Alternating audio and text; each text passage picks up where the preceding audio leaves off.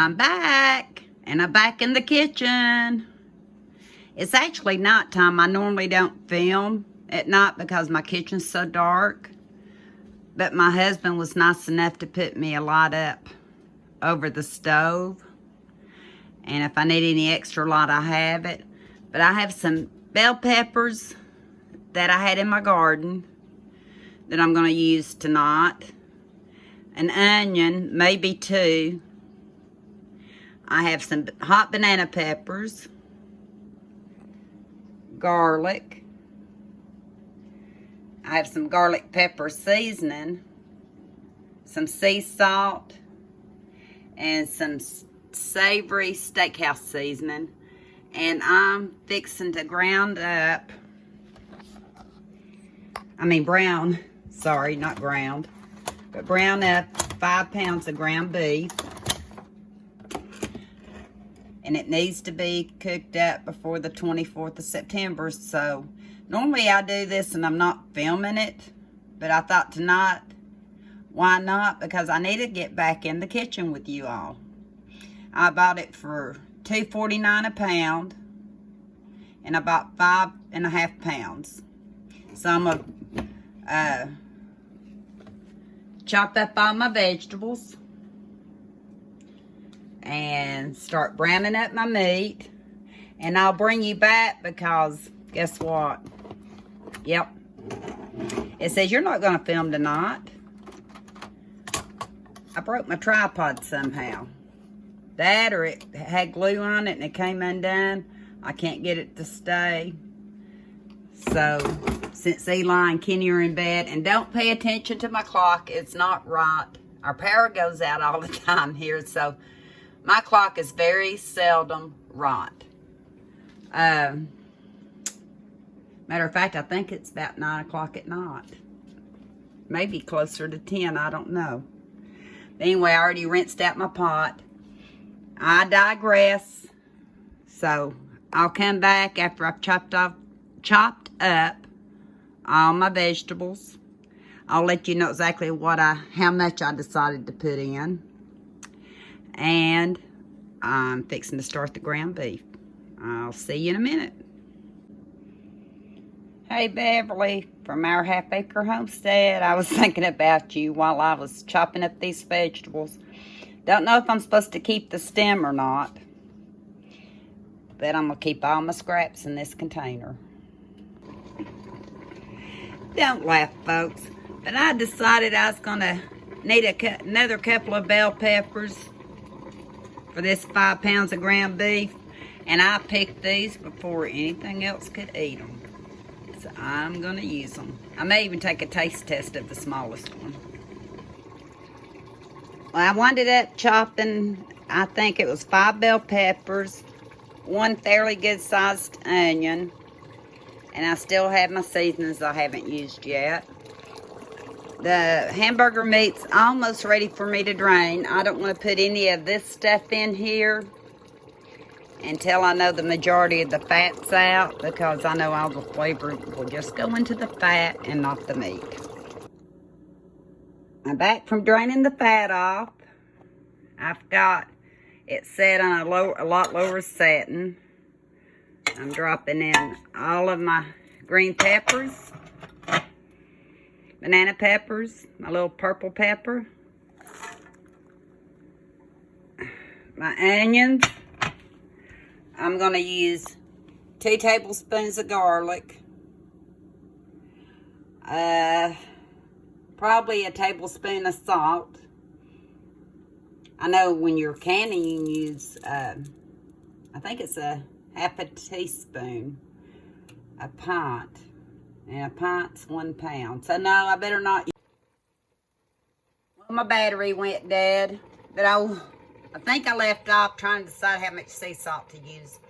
I wound up using a whole tablespoon. I used 2 tablespoons of the savory steakhouse seasoning and about 5 good shakes of the garlic pepper. And this is what it looks like before I stir it up. I'm going to take my ground beef mixture off the stove, and blink of an eye, I'll share one video And then I'll have at least one more video and another one. So I'll see you in a minute.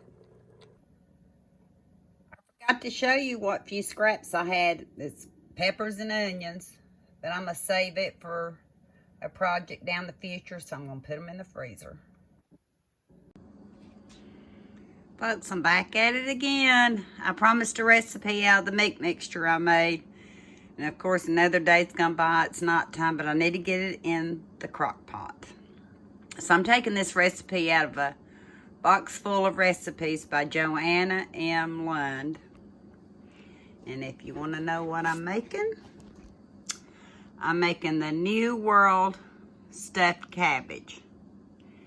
And on it, it says 16 ounces of extra lean ground beef, which I have.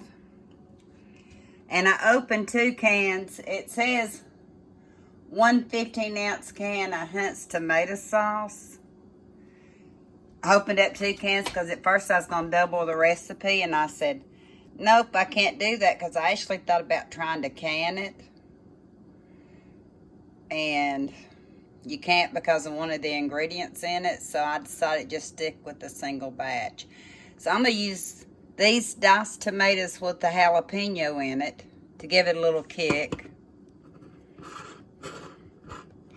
And I will save these tomatoes for the next video. So I'm going to put these tomatoes up. So, like I said, then 2 teaspoons prepared mustard. And since it's a dietary book, it's saying 2 tablespoons of pourable Splenda or Sugar Twin. Not say that's to get the acid out of the tomato sauce.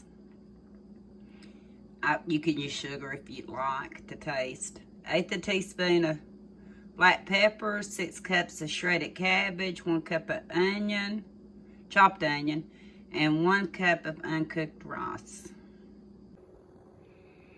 The video tonight was actually going to be about a taco bake. But instead I was so exhausted that I stopped at Taco Bell. Yeah. Not near the taste. Still haven't ate it all. Had my beans out for my taco casserole. Didn't have my other ingredients out, so what we're doing tonight is called a New World stuffed cabbage casserole, and it's cooked in a crock pot. Also didn't have instant rice in my stash. I mean, I do, but I couldn't find it. So I feel like this rice right here, it's a rice and pasta blend with broccoli and cheesy cheddar sauce. Can't hurt. So I'm going to measure out 1 cup of that rice. Got my mustard. And since I already put onions in the mixture, I decided I would put maybe 1/2 of a pack of onion soup mix because of having more of an oniony taste. It says 6 cups of cabbage. But since I'm using tomato sauce, which is a little bit thinner, I'm going to go ahead and put 8 cups of cabbage in mine. And I got this cabbage at Gordon's Food Service. And it's a 5-pound bag. I still haven't done the prices on it with you all. Still haven't done the reveal on it. But I'm going to start a segment on my shows to where if I'm doing a reveal and kind of want to check prices or people help check prices, how much it would 5 pounds of cabbage that's already shredded, chopped, and ready to go, how much would 5 pounds cost in your area? You can leave your comments below and we'll try an interactive YouTube detective series is what I'm going to call it. Investigative series. We're going to help each other out on certain issues, certain prices on things. We all live around the country, so we can help each other out that way. I'll come back to you when I get it all put together. Again, like I said, I kind of varied from the cookbook. I did use 16 ounces of beef. I used tomatoes in sauce. Let me see, what's it called? No, tomatoes and tomato juice. So, I used a prepared mustard. I did use sweetener substitute, the pepper. I put in 8 cups of shredded cabbage. Instead of a cup of onions, since I had already done it in the mixture, I added a half a pack of onion soup mix to give a little bit more of an onion flavor, because I only added probably 1 cup or so in the whole 5 pounds I cooked. So, but it has green peppers in it. And then 1 cup of uncooked instant rice, which you've seen. I had to use a different type of instant rice. So we're going to see how all this does.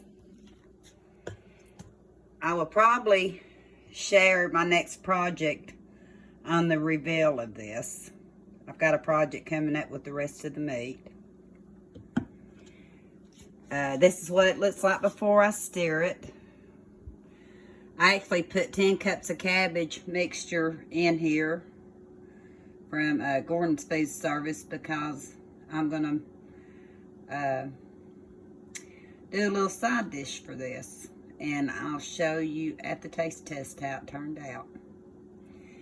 I did forget that they said to use a buttery flavored cooking spray in your crock pot. I didn't, because I forgot. And my meat was already cooked, so therefore I didn't spray a skillet with the buttery spray and cook my meat, because it was already cooked ahead of time. You do have to brown your meat completely with the onions, I would prefer, before you put it in the mixture. So I'll take a pick after I get done stirring. According to this recipe, it wants you to brown the beef, tomato sauce, mustard, Splenda, and black pepper together in a butter flavored cooking spray, which of course you know I already had my ground beef fixed, so I didn't do that step.